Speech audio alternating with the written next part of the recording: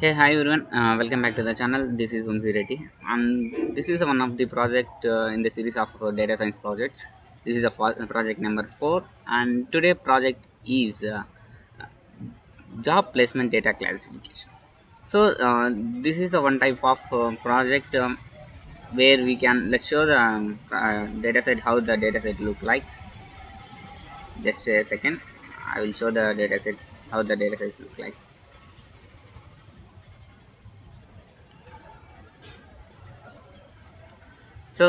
This is a data set. This data sets look like these types of columns like gender, SSC, 10th percentage, 10th board, which board like central or other boards.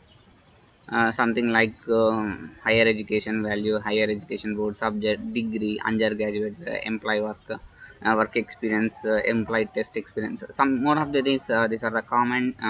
These are the columns and the rows which are present. Let's statistically we can analyze the what are the present in this data, and we can visualize the data, how the data is present, and which type of columns and what are the things present, and we can more to build this data set using the machine learning algorithms. Let's move into the project. Then you can clearly understand how to do the machine learning projects as a beginner, and you can easily understand how to handle the data and how to, if there is any missing values in this data set, we can handle the missing values and we can replace the missing value with using some other values. Like that we can clearly understand. Let's move into that.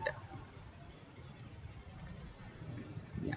So for this step, for this project, what are the required libraries I have used? Pandas, NumPy, MATLAB, libc, bond, and sklearn dot matrix input. I need to input the accuracy score, confusion matrix, and classification report. So for that, r square matrix and absolutely mean error, and these are the things which I need to import the libraries. Let's execute. How much time it will take? Let's see that. Within fraction of seconds it can be executed. I am using my local variable anaconda software, so you can use kaggle software or google colab. It is better to execute very fastly. So this is a simple and beginner. There is no advanced neural networks present in this type of algorithm, so I used my local system only. And I'm loading the dataset. Jobs equals to pd dot read csv, and I'm passing the whole path where my dataset is contained in my local drive. So here the I have contained dataset like in this local drive, my address of the part of the dataset, and I'm printing the dataset dot head. So top 10 rows I am printing top 10 rows. So here there is a gender. One of the column male, m is male and f is female, and ssc percentage, ssc board, and hc percentage, hc board admits intermediate, and which subject like commerce or arts or science, and degree percentage, graduated or how much percentage have get graduated, um, work experience, employee test percentage, specifications, market, financial, hr, some of the percentage, mba percentage, and status is here. The status is dependent variable on each and every independent variables. So status like he is placed, overall independent variable considered as he is placed or not placed. So this is a project. So we need to find that, we need to test, and I'm getting this tile last 10 rows of this data set which contain, there is nearly 214 types. Let's see how many, what is the shape of the data. Jobs dot shap shape, what is the database shape? Sorry, triples cannot enter. The shape of this data set is 215 rows and 13 columns.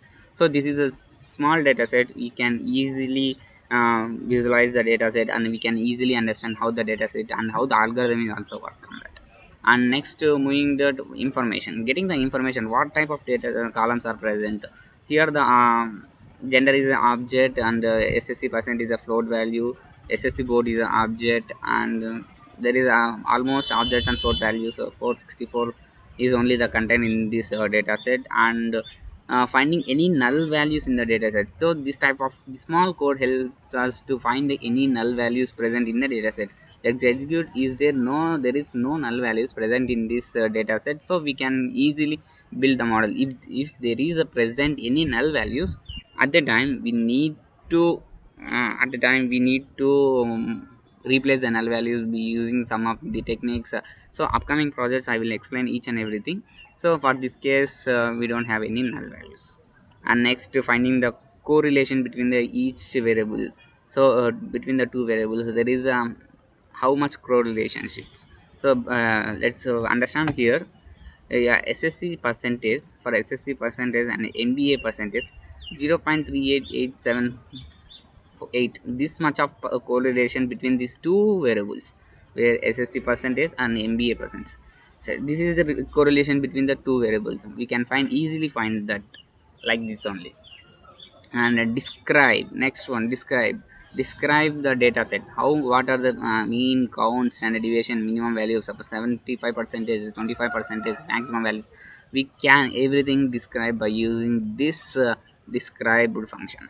So here the SSC standard deviation of SSC percentage is 10.827205. This is the standard percentage of standard deviation of the SSC percentage.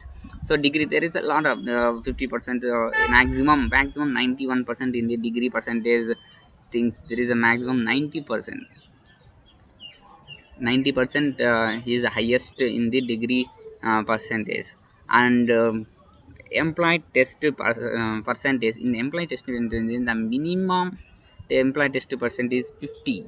So it is better, the minimum test. By using like this we can find the minimum and maximum 70, but some more things, etc. A lot of information we can get from this describe function. And next one, checking any duplicates present in this data set. So for this case we have 0. If there is any duplicates present in the data, we can easily detect it by using this jobs is a variable which we have stored the data set. Job dot duplicated dot sum is the function which if we have any duplicates we can add all and get output as like this. If in this case we have get 0. And checking the data types.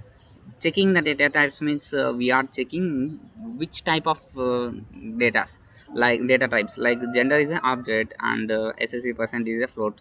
So we have everything got in the information code only. So there is a personally, if you need to check any more things like this, we can use like this also, the jobs dot data types. So by using this job dot data types we can clearly get which data, which are the columns which are present in which data type, like that. And now up to now we have completed the all the statistical methods, how to uh, see the data and what are the data content and what are the types of data. So these are the things. Let's move into that EDA part, is explore the data analysis. So in this part, on first one I am plotting the histogram of each and every columns, like column of SSC percentage, HCC percentage, degree percentage, and employee test percentage, MBA percent. For each and every 5 columns of percentages, I am we have get an output of histograms. This is a histograms for SSC percentage and HCC percentage and employee test percentage, degree percentage, and MBA percent. So this is a histogram. The highest values are also mentioned and the lowest values also mentioned here. So by seeing only we can easily understand how the highest values and lowest values are contained. This is the highest value, which is a peak of this 650 to 60, below 50 to 60 million. It is a peak, that is the highest percentage, highest peak. That's. And next, finding the correlation between the variables by using the EDA as a heat map. This is the cbond library. Let's cbond dot heat map correlation function. Ana equals to true and cmap equals to, I'm printing this purple green, like that. So let's execute that and get this purple green visualized data and a cmap heat map. So it can easily understand how much the correlation between these two variables. In statistically we have analyzed that the correlation bit. It is also one statistically and also the visualization thing. So people can attract the how the data is present, easily understand. So heat map is used like that for the understanding how the relationship between. Okay. And now I am count plot. I am using the count plot. Let's and count the number of things present in this data.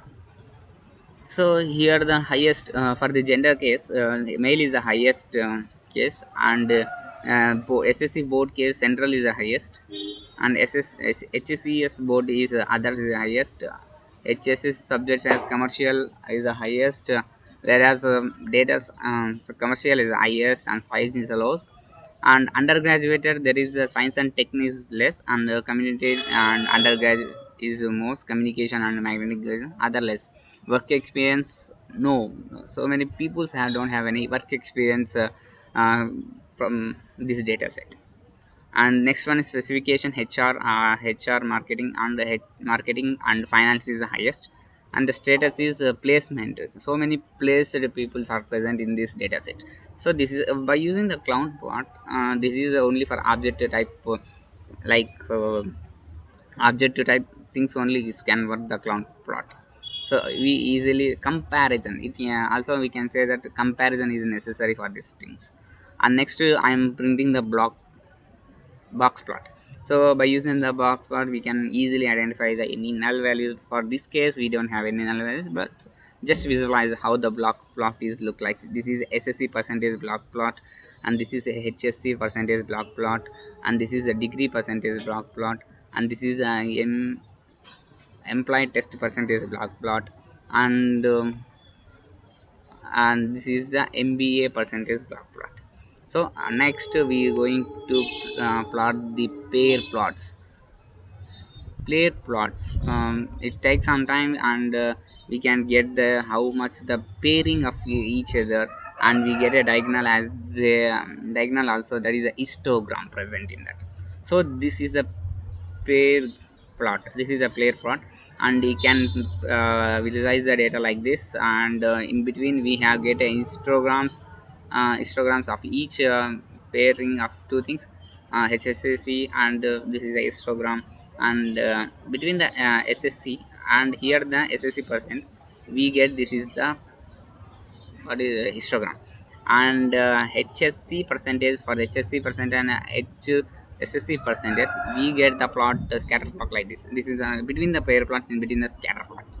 So this is the set. So we can easily understand how the data is distributed in this array between the two variables like this only we can easily understand. And next move into that building the model, getting start to build the dataset model and divide the dataset into dependent and independent variables. So x equals to jobs dot select the data type float. I'm selecting the data type, all the data type floats.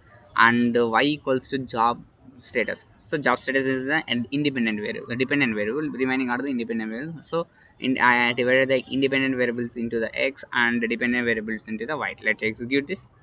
And yes, perfectly executed. And I'm printing the top x top 10 rows. I get this five floating values.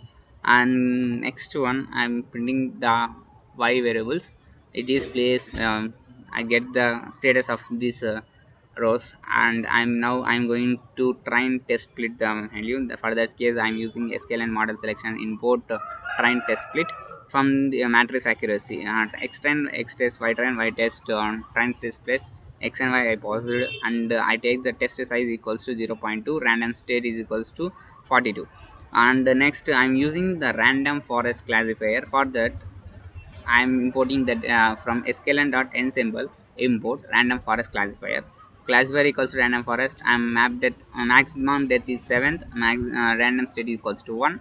And I'm fitting the model x train and y train and predict the values by classifying fitting the x text.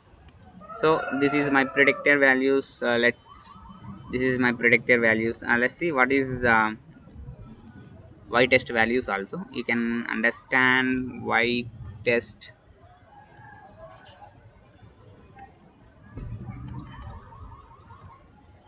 y test values dot head.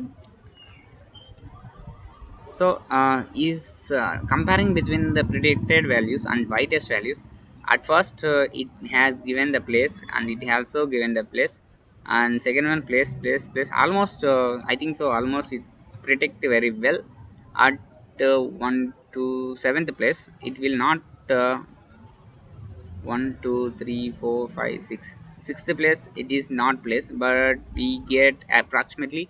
So yeah, approximately our test data and predicted value is predicted very well. So then we get this accuracy of score of sorry, I am not predicted the values. Yeah, after that predicting the values, the score equals to accuracy scored by test predicted values. Here the we print the score as 0.81%. So approximately we get the 81% for this type of data set using the random forest. You can try many more algorithms like the decision tree, naive bayes algorithm, knn based on your wish you can get better accuracy. Let's try that and make the comment in this what accuracy you get by using the different algorithms in, and you can also use the deep learning if you have no any experience about the deep learning. So this all about this video. If this video is like for you, please like, share and subscribe for more updates.